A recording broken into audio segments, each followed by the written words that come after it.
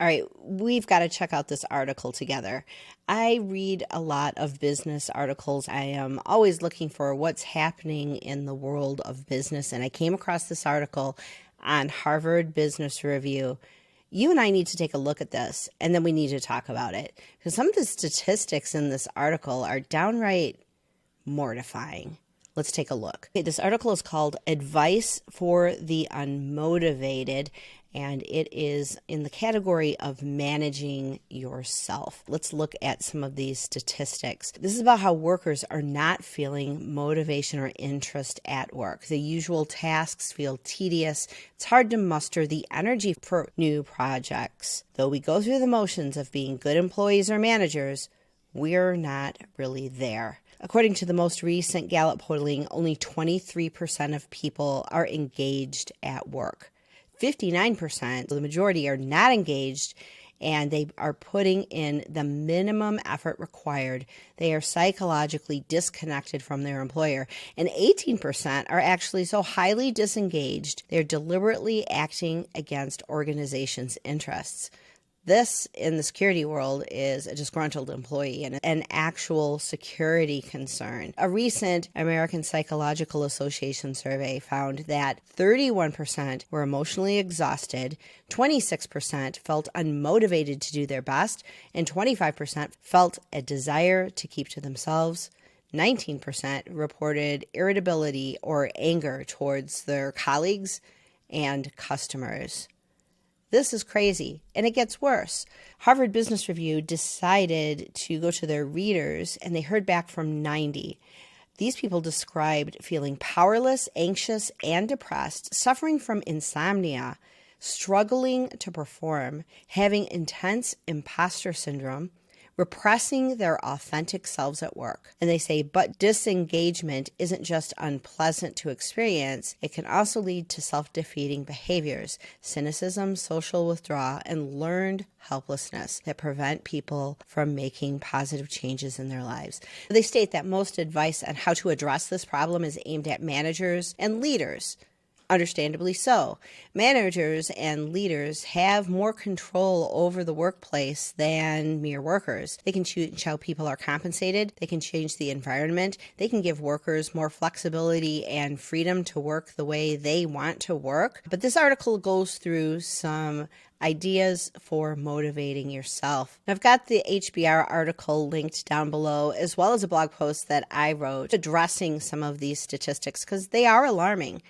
No one wants to go to a job where they feel unmotivated. Nobody wants to go to a job where they feel like they can only bring a part of themselves. Nobody wants to work in an organization where they feel compartmentalized or put in a corner, only able to bring part of themselves to work. We spend generally about 40 hours a week working in organizations. This is our life's work. Most of our waking time is spent at our jobs. And if we are miserable, it can make everything else miserable as well. Now, you can reframe things. You can gamify your job. I've been there. I've done it. I've written blog posts about how you can do it too. But it's time for those of us who are leaders, those of us who have the power to change the way we work, to change the way we work. Here's what I'd like to see happen. Instead of organizations having a job with a job description and then go out and recruit somebody who fits into that job description, we need to change the way we hire, change the way we work day to day. We need to change the way we manage organizations. We need to change the environments in which we manage teams. It's up to us as leaders to make these kinds of changes because we have more control over the variables that are at play. We have control over the environment. We also have some very important levers that we can pull as leaders when we are dealing with people. Now, I get it. A lot of us are middle managers. A lot of us have someone that we report to. A lot of us have boards that like to see a beautiful organizational chart with everybody plopped into the perfect place. But that's not how people work. It's not how people are. It might look good when you're presenting it to the board, and you as a leader might feel relief that everything looks okay. But that's not how organizations work. That's not how innovation happens. Innovation is messy. Innovation breaks the rules. Innovation breaks things. True growth in an organization is going to come from innovation, and innovation doesn't follow rules. Innovation doesn't fit on an org chart. Innovation isn't necessarily pretty. But what are the shareholders of your organization actually looking for?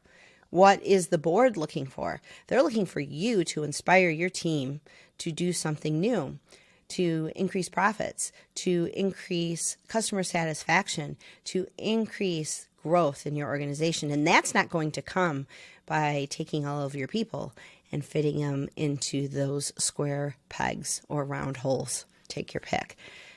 As a leader, you need to have vision. You need to know where your organization is going and why. You need to be able to communicate that to the board and to communicate that to your people. As a leader, you're the only one that can fix things. And ultimately, it's our job and it's our responsibility to make that happen. You see, as a leader, you don't have people working for you. As a leader, everyone that is under you in an organization actually is someone you work for. It's your job as a leader to be their servant so that they can find actualization, so they can find their motivation, so that they can find the things that light them up, give them excitement, give them fulfillment, make them happy to be working on a Monday morning so that productivity can happen. Productivity isn't something where you go up to a sponge and you squeeze it and you squeeze out every drop of productivity. It's not how it works. Productivity and innovation happens when you give your best people, your high performers, the freedom to run, the freedom to explore, the freedom to innovate. That's going to happen when you say, hey, we need to do these things, and here's our customers, here's the mission of the organization. I'd like to see what you can do. You'll be surprised at how well your high performers show up. But here's the thing. If you really want to motivate people, you can't just tell them to go off and do things. You have to understand them. You have to understand how they're motivated, how they think, what lights them up. Here's an example. Let's say you have an achiever on your team. Now, achievers, if you look at all of the different motivational dimensions, achievers are high performers that are motivated by doing something for recognition. They like to make amazing big things happen, but they want the recognition for it. They're motivated by individual accomplishment. They're happy when, the entire team is successful, but they're not necessarily motivated by that. They are motivated by individual performance. Now imagine you go to one of your achievers, and rather than saying, wow, you knocked it out of the park, you really showed the whole world what you were made of, and we are so proud of you. Instead of saying that, you say, wow, you were such a team player. So glad that you held back what you really thought so that other people on the team could achieve in different ways. What's going to resonate with that achiever? Talking to them about being a team player or talking to them about their individual achievement? When you know their values, when you know how they're motivated, you can communicate with them and make accommodations in ways that you couldn't if you didn't really know them. Of course, everyone's motivated differently. You can't expect that everyone is motivated in a singular way. There are some people who are optimizers, and they're motivated by getting things done in the fastest, most efficient way possible. They're motivated by taking that route from A to B and straightening that line so that you get there faster, and they want to be recognized for that kind of achievement. How are you going to motivate people if you don't understand their personality and how they are motivated? This is why Motivation Code is such an important tool. Now, I firmly believe that organizations are being asked to change by just the dynamics of humanity. Look at all the change that's on the horizon. How is AI affecting your organization? How's it going to affect it in 5 years? How's it going to affect your people? It's going to change everything. And you, as a leader, are going to have to support your people as they go through the challenges of dealing with all of the new technologies. If you are not prepared to help your people understand how their work has to change, understand how they can best find fulfillment in a new landscape, how are you going to lead them through any kind of innovation and growth? The world as it is asking for you as leaders to stand up and change. Now here's the thing. Without your people, you don't have an organization. Without your customers, who are people, you don't have an organization. Your people are your greatest asset. Throughout the past, we have seen organizations treat people as a resource, human resource, that they should get as much productivity from as possible. And so we've seen many organizations who try to get more and more productivity by putting more and more work on their high performers. You've seen it before. I'm sure you've experienced the opportunity to do amazing, great things. And, oh, well, this person over here didn't get their stuff done. Could you please help us out and get this across the finish line? Your reward for doing a great job is more work that isn't necessarily suited to who you are. Your reward and your fulfillment is not necessarily celebrating who you really are. Leaders, it's up to you.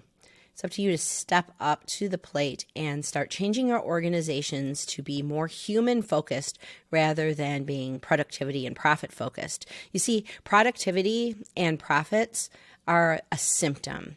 They are a side effect. They happen on their own when the organization is functional rather than being dysfunctional. In fact, one person once told me that profits of an organization are a symptom of a job well done. The profits in and of themselves are not the end goal. They are just the scorecard that you're doing things right with the most important resource you have, your people.